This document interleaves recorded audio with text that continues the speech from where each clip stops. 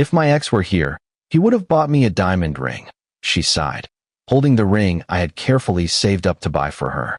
My heart broke. I'm 26, work in IT support, and until 3 weeks ago, I thought I was about to propose to the love of my life. Her name was Lily. We'd been together for 4 years, lived together for 2, and I'd been saving for 8 months to buy her the perfect engagement ring. I should have seen the signs earlier. Maybe I did and just ignored them.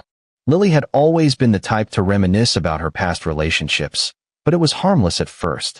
A funny story here, a casual mention there. Her most serious ex before me was a guy named Brandon, some finance bro who apparently made good money and had a taste for expensive things. They dated for 2 years before he moved across the country for work, and they broke up. She always said it ended amicably, that they just weren't meant to be. Fine. I had exes too. We were adults. I didn't think much of it. But over the past 6 months, Brandon's name started coming up more often. Brandon took me to this restaurant once. Brandon's company did something similar. Brandon always said I looked good in red. I mentioned it to my younger brother, Kevin, during a gaming session one night. Dude, that's weird, he said through the headset. Why is she constantly bringing up her ex? I don't know. Maybe she's just comfortable talking about her past with me.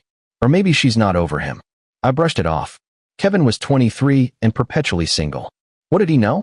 The ring shopping happened in early November. I'd been researching for weeks, scrolling through endless websites, comparing prices, reading reviews. I wanted something elegant, but not flashy, something that would make Lily's eyes light up when she saw it.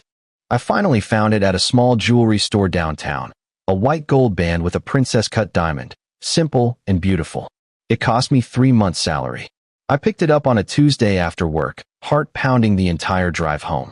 I hid it in the back of my sock drawer, already imagining the proposal. I was thinking Christmas Eve, maybe at that overlook she loved where we'd had our first real date. That Saturday, Lily and I were having coffee in the living room. She was scrolling through her phone, and I was reading articles on my laptop. Comfortable silence. The kind you only get after years together. Then she let out this long, wistful sigh. I looked up. What's wrong? Nothing. She smiled, but it didn't reach her eyes. Just thinking. About what? She hesitated, then showed me her phone. It was an Instagram post from some mutual acquaintance, engagement photos, the woman showing off a massive diamond ring. That's beautiful, I said carefully. Yeah. Another sigh. She set her phone down and looked at me with this expression I couldn't quite read. You know, Brandon proposed to his girlfriend last month. I saw it on Facebook. The ring was stunning. Probably cost 20 grand. My stomach dropped, but I kept my voice neutral. Good for him. He always had great taste. She was still looking at me, and I felt like I was being measured against some invisible standard. When we were together, he bought me this incredible necklace for our anniversary. Real sapphires. I wonder sometimes what kind of ring he would have picked if we'd stayed together. I didn't know what to say, so I said nothing. She laughed, this small, almost sad sound. Sorry, I'm being weird. I just mean, it's nice when someone really goes all out, you know? Shows they care. Right, I said quietly. The conversation moved on, but something had shifted. I felt sick. The following Wednesday, I came home from work to find Lily in our bedroom. She was cleaning, rearranging things, and had apparently decided to organize my dresser drawers. Hey, you don't have to do that, I said from the doorway. It's fine. I was just, she paused, holding something small in her hand. The ring box. What's this? My heart stopped. She opened it before I could say anything. Her expression went from curious to surprised, then to something I couldn't identify. She stared at the ring for a long moment. Is this for me? I swallowed hard. This wasn't how I'd planned it. No romantic setting, no speech prepared. Yeah, I was going to propose on Christmas Eve. She took the ring out of the box, held it up to the light, studied it. The silence stretched on for what felt like hours. Then she said it. If my ex were here, he would have bought me a diamond ring. She was still looking at the ring, the diamond ring I'd bought her, when she said it. I felt something crack inside my chest. That is a diamond ring, I said slowly. I mean a bigger one. A better one. She glanced at me, and there was something in her eyes. Disappointment? Brandon would have spent more. He would have known what I really wanted. I couldn't breathe. I spent 3 months' salary on that ring. I know, and it's sweet, really. It's just.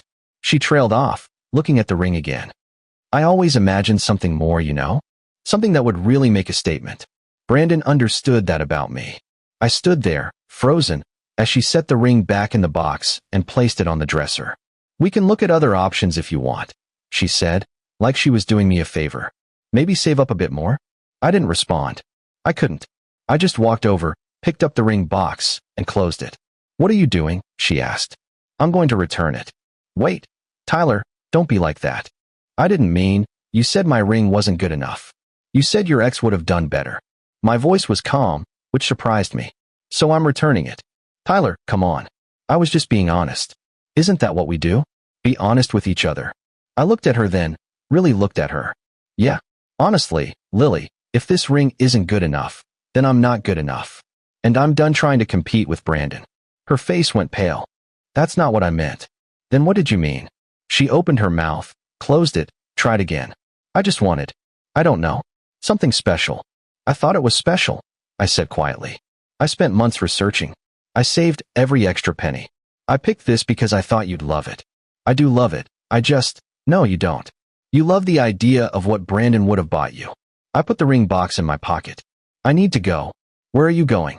"To return this." "Like you suggested." I left before she could say anything else.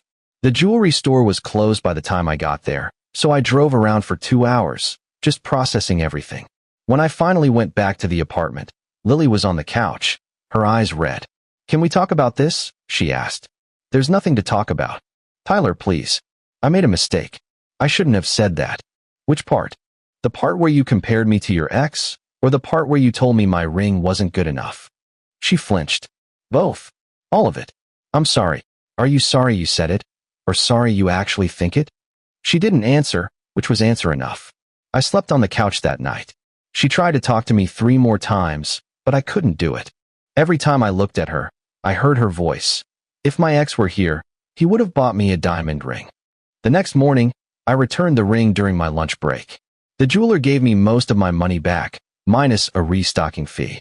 I stared at the check for a long time before folding it and putting it in my wallet. That evening, Lily was waiting for me when I got home. "Did you really return it?" she asked quietly. "Yeah." "Tyler." Her voice broke. "Why would you do that?" "Because you didn't want it." "That's not true. I was just surprised, and I said something stupid without thinking." "You compared me to Brandon," I interrupted. "You looked at something I spent months planning and told me your ex would have done better. Do you have any idea how that felt?" Tears were streaming down her face now. "I'm so sorry. I'll spend the rest of my life making it up to you. Please can we get past this?" "I don't think we can." "What are you saying?" "I'm saying I can't marry someone who's still in love with her ex." "I'm not in love with him." "You sure act like it. You talk about him constantly. You compare everything I do to what he would have done. And when I try to propose, you tell me he would have bought you a better ring." I shook my head. "I can't compete with a ghost, Lily. I won't." She was sobbing now. "Please don't do this. I love you. Only you. If that were true, Brandon's name wouldn't come out of your mouth every other day." I started packing my things. We'd both signed the lease, but I made more money. I'd been covering most of the rent anyway. I told her I'd keep paying my half until she found a roommate or moved out, whichever came first. She followed me around the apartment, crying, begging, promising to change. "I'll never mention him again," she said desperately. "I'll block him on everything. Please, Tyler, don't leave. It's too late." "It's not. We can fix this." But we couldn't. The damage was done. Every time I looked at her, I'd see her holding that ring with disappointment in her eyes. I'd hear her wishing it was from someone else. I stayed with Kevin for a few days while I found a new place. A studio apartment across town, smaller than what I was used to, but it was mine. No comparisons to past relationships. No competing with someone who wasn't even there. Lily called and texted constantly for the first week. Long messages about how sorry she was, how she'd made a terrible mistake, how she wanted to fix things. I didn't respond. Then, about 10 days after I moved out, she sent a voice message. I almost deleted it without listening, but something made me hit play. She was crying. "Tyler, please just talk to me. This is insane. You threw away 4 years over one stupid comment." I said I was sorry. "I don't understand why you won't even give me a chance to make this right. You're being so cruel. Do you even care about what this is doing to me? I thought you loved me. I thought we were going to get married. How can you just walk away like this? You're selfish, and I deleted it halfway through. The next message came a few hours later. I didn't mean that. I'm just hurt and confused. Please call me. I blocked her number. Kevin found out a few days later when I was helping him move some furniture. So you really ended it? He asked, grunting as we lifted a couch. Yeah. How are you doing? Honestly, better than I expected. And I was. It hurt, obviously. For years doesn't just disappear. But every day that passed, I felt lighter. Like I'd been carrying something heavy without realizing it. And now it was gone. 3 weeks after the breakup, I ran into Lily's best friend, Hannah, at the grocery store. We'd always gotten along, but she looked uncomfortable when she saw me. Hey, Tyler. Hey. Awkward pause. Listen, she said finally. I know it's not my place, but Lily's really torn up about this. I'm sure she is. She made a mistake. A big one. Yeah, but don't you think you're being a little harsh? I set down the box of pasta I was holding. Did she tell you what happened? The whole story. She said you proposed, and then took it back over something she said. That's not quite accurate. I told her everything. The months of Brandon comparisons, the comment about the ring, all of it. Hannah's expression changed as I talked. By the end, she looked troubled. I didn't know about all the Brandon stuff, she said quietly. She left that part out. Yeah, well, now you know. She nodded slowly. For what it's worth, I think you made the right call. If my boyfriend was constantly talking about his ex, I'd lose it. Thanks. We said goodbye, and I finished my shopping. As I was loading groceries into my car, my phone buzzed. A text from an unknown number. You broke her heart. I stared at it for a moment, then realized who it must be. I didn't respond, just blocked the number. Sure enough, 20 minutes later, another text from a different unknown number. She loved you, and you threw it away like it meant nothing. I blocked that one too. The third message came from what appeared to be a texting app. Call her. Fix this. She deserves better than what you're doing. I turned off my phone. When I turned it back on an hour later, there were 6 more messages from various numbers, all saying basically the same thing. Lily must have recruited her friends to harass me. I sent one reply to the most recent number. Tell Lily if she wants to talk to me, she can call Brandon. I'm sure he'd love to hear from her. Then I changed my number. Kevin thought it was hilarious when I told him.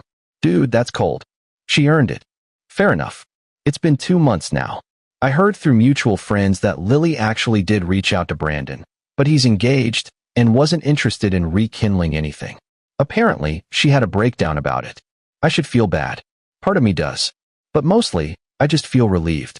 I took the money from the returned ring and put it toward a down payment on a car I'd been wanting. Every time I drive it, I remember that I'm not settling for someone who sees me as second best. Last week, I went on a coffee date with a woman named Iris I met through a friend. We talked for 3 hours, and not once did she mention an ex. When I told her about my job, she asked interested questions instead of comparing me to someone else. I don't know if it'll go anywhere, but it was nice. Refreshing. This morning, I saw that Lily unblocked me on social media. She posted a long caption about knowing your worth and not settling for less than you deserve. The irony wasn't lost on me. I didn't like or comment. I just kept scrolling. Because here's what I learned. Love shouldn't be a competition. The person you're with shouldn't make you feel like you're constantly measuring up to someone who came before. And if they do, if they can't see your value because they're too busy looking backward, then they don't deserve what you're offering. I spent 3 months' salary on a ring for someone who wished it came from somebody else. I'll never make that mistake again. And honestly, I'm okay with that.